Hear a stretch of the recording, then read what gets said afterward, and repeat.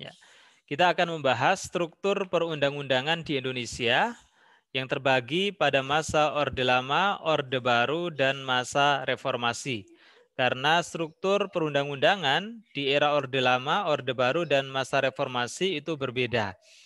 Kenapa berbeda? Ya menyesuaikan dengan peraturan yang mengatur mengenai struktur perundang-undangan. Kita akan membahas terkait dengan hal ini, tetapi sebelumnya perlu saya sampaikan apa yang dimaksud dengan struktur perundang-undangan. Struktur peraturan perundang-undangan ini merupakan nama lain dari hierarki perundang-undangan. Jadi ada yang menyebut struktur perundang-undangan ini dengan hierarki. Sebutan lainnya adalah tata urutan perundang-undangan. Jadi peraturan perundang-undangan itu strukturnya bersifat hierarki. Ada yang paling tinggi, kemudian di bawahnya, di bawahnya, di bawahnya, ini punya makna. Jadi tidak sejajar antara peraturan yang ada di atas dengan peraturan yang ada di bawahnya. Karena bersifat hierarkis, maka otomatis peraturan yang ada di atasnya ini lebih tinggi posisinya dibanding dengan peraturan yang ada di bawahnya. Implikasinya peraturan yang ada di bawahnya tidak boleh bertentangan dengan peraturan yang ada di atasnya. Kenapa tata urutan atau hierarki ini dibutuhkan? Ini untuk pendasaran hukum berdasarkan tingkatannya sebagai landasan di dalam sistem hukum. Kenapa penting? Penerapan hukum nasional membutuhkan hierarki untuk menghindari pertentangan antar peraturan. Jadi kalau tidak ada hierarki, tidak ada tata urutan perundang-undangan, ketika terjadi pertentangan antara satu peraturan dengan peraturan yang lain, maka akan mengakibatkan terjadinya kebingungan mengenai peraturan mana yang diberlakukan. Tetapi kalau dalam bentuk hierarkis, maka ketika ada satu peraturan bertentangan dengan peraturan yang ada di atasnya, otomatis yang berlaku adalah peraturan yang ada di atasnya. Kemarin asasnya apa? Leg superior derogat legi priori. Jadi peraturan yang dibuat oleh lembaga yang lebih tinggi otomatis kedudukannya lebih tinggi dan mengesampingkan peraturan yang levelnya itu lebih rendah. Maka kalau ada undang-undang bertentangan dengan Undang-Undang Dasar 1945, undang-undang itu bisa dibatalkan. Nah ini kenapa dibutuhkan ada hierarki di dalam peraturan perundang-undangan atau struktur peraturan perundang-undangan. Semua aturan sesuai hierarkinya adalah satu kesatuan dalam sistem hukum nasional. Jadi sekalipun berbentuk hierarki, ada leveling antara satu peraturan dengan peraturan yang lain, tetapi kesemuanya itu masih dalam satu sistem hukum, yaitu sistem hukum nasional Indonesia. Ini terkait dengan pengertian dan pentingnya adanya struktur peraturan perundangan atau hierarki peraturan perundang-undangan.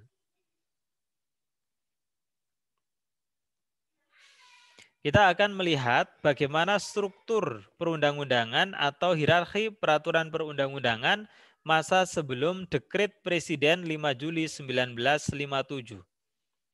Kok sebelum dekret presiden? Artinya ketika belum kembali kepada Undang-Undang Dasar 1945. Jadi sebelum kembali kepada Undang-Undang Dasar 1945, yang berlaku adalah Undang-Undang Dasar Sementara 1950. Sebelum Undang-Undang Dasar Sementara, yang berlaku adalah Undang-Undang Dasar RIS atau Republik Indonesia Serikat. Sebelum itu, yang berlaku adalah Undang-Undang Dasar 1945. Baru Soekarno mengeluarkan Dekret Presiden 5 Juli 1957 kembali kepada Undang-Undang Dasar 1945. Kenapa kembali? Karena Undang-Undang Dasar 1950 ini Undang-Undang Dasar sementara, sehingga tidak berlaku selamanya.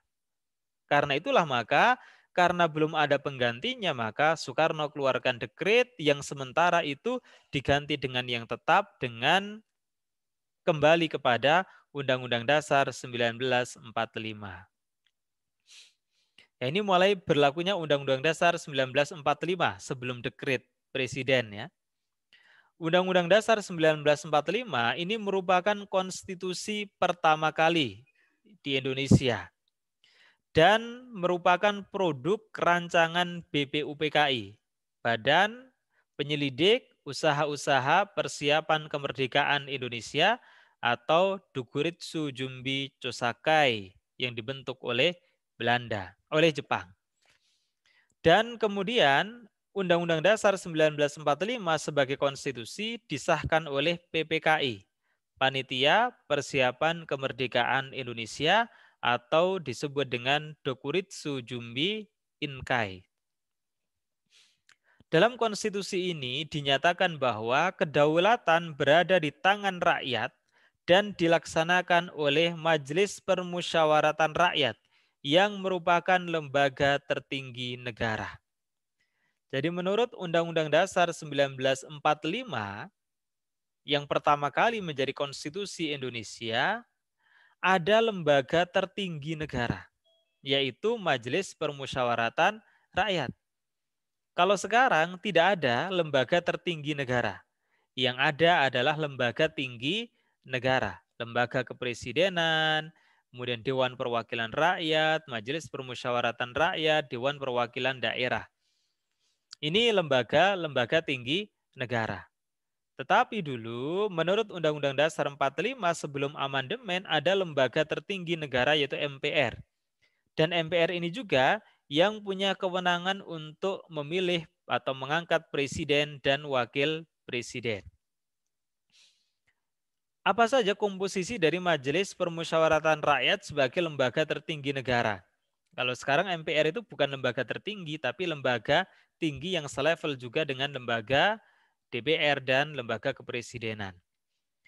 MPR kala itu terdiri dari Dewan Perwakilan Rakyat, kemudian utusan daerah, dari utusan di setiap provinsi, diambil dari Dewan Perwakilan Rakyat Daerah tingkat 1 atau tingkat provinsi, dan utusan golongan. Utusan golongan itu ada ABRI dan non-ABRI. ABRI itu Angkatan Bersenjata Republik Indonesia.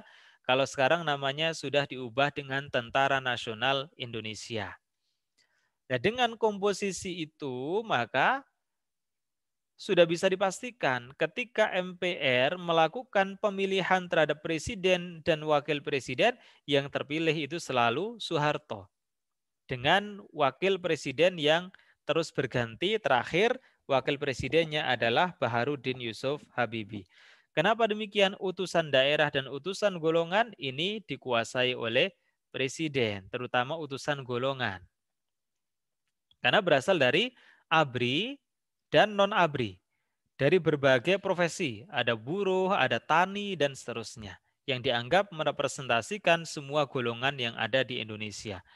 Akan tetapi memang kuncinya ada pada presiden mengenai siapa saja yang akan menjadi perwakilan utusan daerah dan utusan golongan di Majelis Permusyawaratan Rakyat. Maka Soeharto selalu terpilih menjadi presiden selama beberapa periode sampai 32 tahun.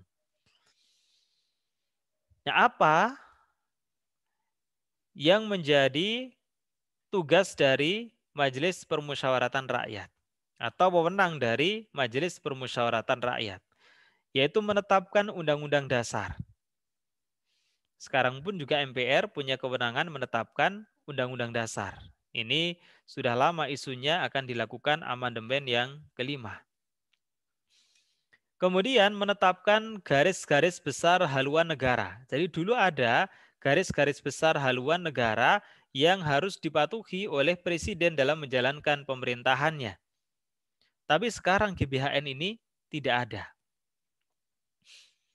Kemudian memilih dan mengangkat presiden dan wakil presiden serta mengubah undang-undang dasar. Nah, lembaga tinggi negara di bawah MPR yaitu presiden yang menjalankan pemerintahan. Jadi lembaga tertingginya itu MPR, makanya MPR kasih GBHN. Presiden, kamu dalam menjalankan pemerintahan patuhi garis-garis besar haluan negara yang sudah kami tetapkan. Nah gitu kurang lebih. Kemudian DPR yang membuat undang-undang. Jadi di bawah MPR juga ada DPR Yang DPR itu wewenangnya membuat undang-undang karena sebagai lembaga legislatif. Di samping itu juga ada Dewan Pertimbangan Agung. Kalau sekarang itu semacam One Team Press, Dewan Pertimbangan Presiden, atau Dewan yang menjadi penasihat Presiden. Serta Mahkamah Agung sebagai kekuasaan yudikatif yang tertinggi. Jadi MPR itu tertinggi. Baru Presiden, DPR, DPA, MA itu ada di bawah Majelis Permusyawaratan Rakyat atau MPR. Ini menurut Undang-Undang Dasar 45 sebelum amandemen. Maka pemilihan presiden tidak dilakukan secara langsung, tapi yang melakukan pemilihan adalah Majelis Permusyawaratan Rakyat. Kemudian apa bentuk peraturan perundang-undangan yang dikeluarkan oleh pemerintah? Pemerintah bisa mengeluarkan undang-undang, yaitu peraturan atau ketetapan yang dibuat oleh presiden tapi syaratnya mendapatkan persetujuan dari Dewan Perwakilan Rakyat. Jadi undang-undang ini meskipun ditetapkan oleh presiden tetapi harus terlebih dahulu mendapatkan persetujuan dari Dewan Perwakilan Rakyat sebagai representasi dari perwakilan rakyat. Kemudian di bawah undang-undang ada peraturan pemerintah pengganti undang-undang atau Perpu. Ini peraturan yang dibuat presiden dalam hal ihwal kegentingan yang memaksa. Jadi mestinya memang undang-undang garis miring Perpu. Karena levelnya mestinya sama. Perpu ini peraturan pemerintah pengganti undang-undang. Perpu ini hanya bisa dikeluarkan oleh presiden dalam keadaan darurat atau dalam hal ihwal kegentingan yang memaksa. Kemudian di bawahnya ada peraturan pemerintah. Kalau peraturan pemerintah ini tidak perlu dimintakan persetujuan ke DPR, tetapi peraturan yang dibuat oleh presiden karena hanya berfungsi untuk melaksanakan ketentuan undang-undang. Jadi undang-undang atau Perpu mengatur secara umum, maka pelaksanaan teknisnya diatur dalam peraturan pemerintah yang dibuat oleh presiden sendiri. Ini bentuk peraturan perundang-undangan yang dikeluarkan oleh pemerintah berdasarkan Undang-Undang Dasar 1945. Sekarang kita masuk ke masa berlakunya Konstitusi RIS atau Republik Indonesia Serikat tahun 1949.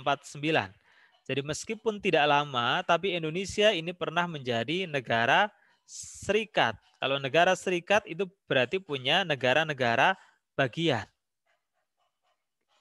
Nah, seperti Amerika Serikat. Nah, konstitusi ini sebagai dampak ketidakpuasan Belanda atas kemerdekaan Indonesia. Karena Belanda tidak puas, Indonesia menyatakan kemerdekaan, maka Belanda kembali ke Indonesia melakukan agresi militer atau kontak senjata tahun 1947 dan 1948. Apa tujuan Belanda kembali ke Indonesia melakukan agresi militer? Untuk memecah negara kesatuan Republik Indonesia menjadi negara federal atau serikat.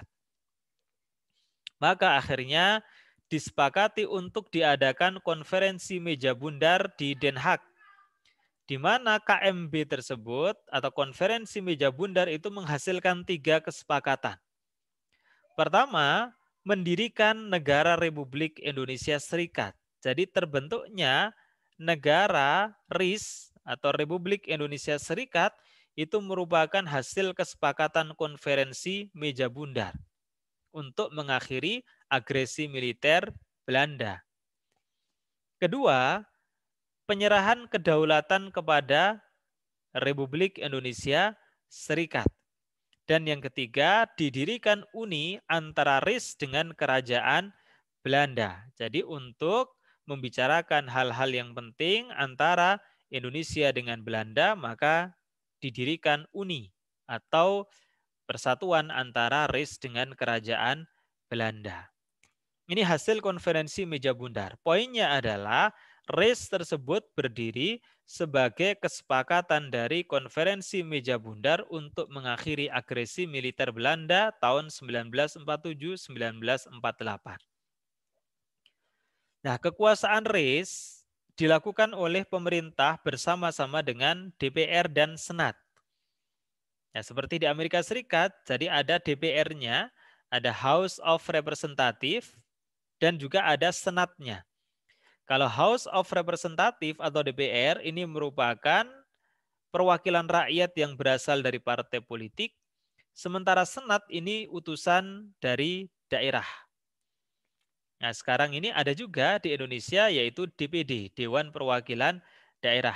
Jadi negara kesatuan tapi agak mirip dengan negara serikat karena komposisi MPR itu terdiri dari DPR yang berasal dari partai politik dan DPD yang berasal dari perwakilan daerah. Nah, sekarang kita kembali ke RIS. Di negara serikat itu ya pasti ada Senat. Kenapa demikian? Karena Senat ini merupakan perwakilan dari setiap negara bagian. Karena negara serikat itu pasti ada negara-negara bagian seperti Amerika. Nah, maka setiap negara bagian itu punya perwakilan di Senat.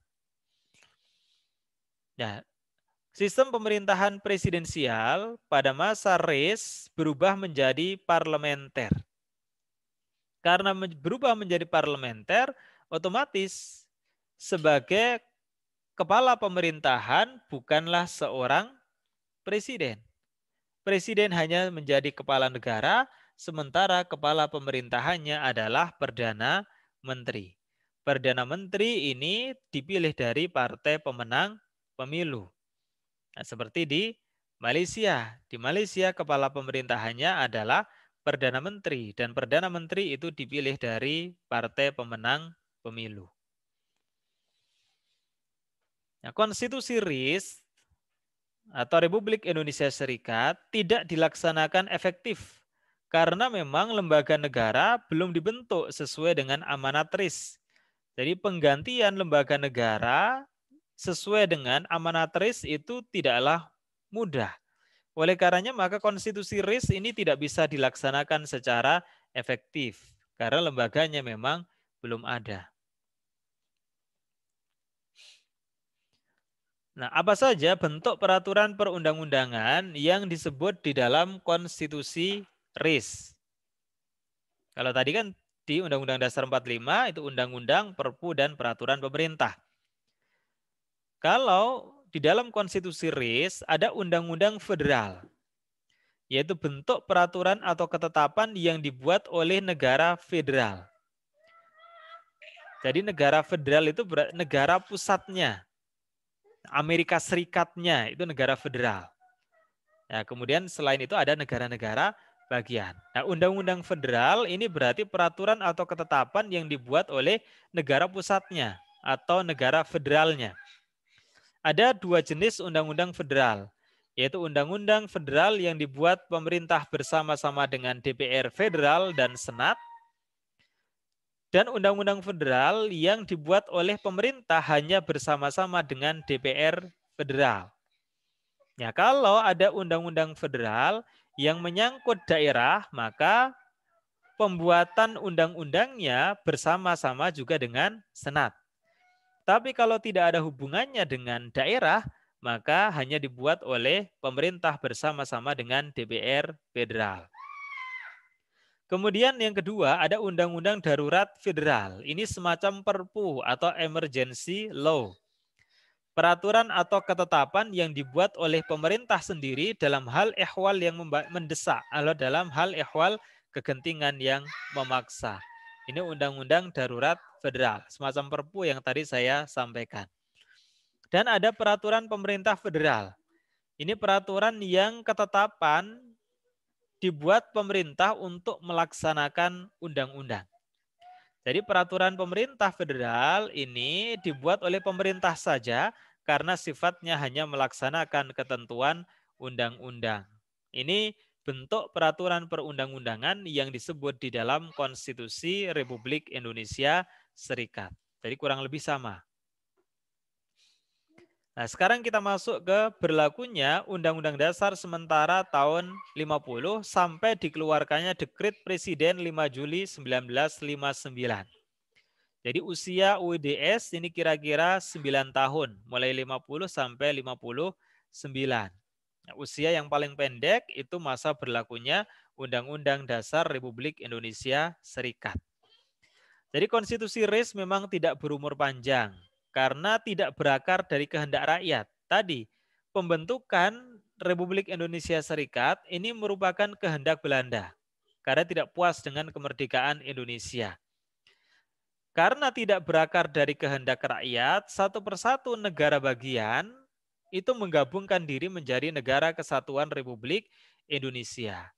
Akhirnya diberlakukan Undang-Undang Dasar Sementara 50 yang menyatakan kembali Indonesia sebagai negara kesatuan. Ini juga merupakan akhir dari Republik Indonesia Serikat dan kembali menjadi negara kesatuan. Sistem pemerintahan parlementer. Karena tugas-tugas eksekutif dipertanggungjawabkan para menteri baik secara bersama maupun sendiri kepada DPR. Jadi langsung pertanggungjawaban menteri itu tidak kepada presiden tetapi kepada Dewan Perwakilan Rakyat. Oleh karenanya maka sistemnya memang sistem pemerintahan parlementer. Jadi parlemen itu kekuasaan ada pada Dewan Perwakilan Rakyat. Nah, maka menteri-menteri ini langsung bertanggung jawab kepada Dewan Perwakilan Rakyat. Nah, kepala negara tidak dapat diganggu-gugat. Apabila DPR dianggap tidak representatif, maka presiden berhak membubarkan DPR. Jadi presiden sebagai kepala negara punya kewenangan yang powerful. Bahkan Soekarno sendiri kan pernah membubarkan DPR. Karena apa? Ketika itu memang presiden diberikan kewenangan yang sangat besar sebagai kepala negara. Ini pernah juga diikuti oleh Presiden Abdurrahman Wahid atau Gus Dur yang mengeluarkan dekret salah satunya membubarkan DPR. Kenapa mengeluarkan dekret membubarkan DPR seperti yang pernah dilakukan oleh Soekarno? Karena menurut Presiden Gus Dur, DPR itu adalah sarang koruptor. Oleh karena maka DPR dibubarkan. Tapi karena tidak ada kewenangan presiden yang diatur dalam konstitusi untuk membubarkan DPR, maka akhirnya Presiden Gus Dur ini diimpeach atau dimakzulkan, diberhentikan secara konstitusional. Maka akhirnya diganti wakil presidennya yaitu Megawati Soekarno Putri. Jadi Megawati menjadi presiden itu hanya karena Gus Dur lengser. Megawati belum pernah menjadi presiden yang benar-benar terpilih sebagai presiden, baik oleh MPR maupun secara langsung oleh rakyat. Nah, jadi pada saat itu, presiden sebagai kepala negara berhak membubarkan DPR. Jadi selaku kepala negara ya, karena presiden tidak menjadi kepala pemerintahan. Karena yang menjalankan pemerintahan adalah para menteri yang bertanggung jawab langsung kepada DPR. Apa bentuk peraturan perundang-undangan yang disebut dalam Undang-Undang Dasar Sementara?